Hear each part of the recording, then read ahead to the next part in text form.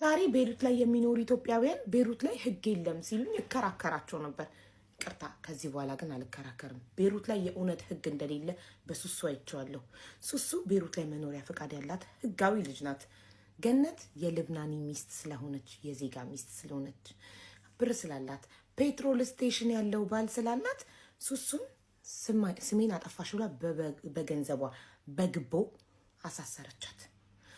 እናም የሱሱን ፔጅ ገብታችሁ ብትፈትሹ ምንም አይነት ስለገነት ፎቶ ለጥፋ የሰራችሁ ቪዲዮ የለም። ስለገነት አውርታ አታውቅም።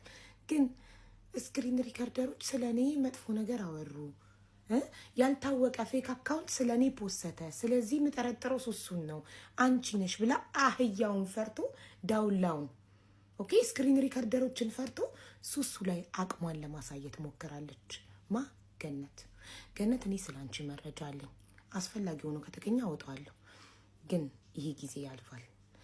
የሀብትሽ ጊዜ ያልፋል። በሽታ የሚባል ነገር አለ። ማጣት የሚባል ነገር አለ። ፈጣሪ ያያል። እዚህ ምድር ላይ የእጅሽን ባታገኚ ከፈጣሪ ታገኘዋለሽ።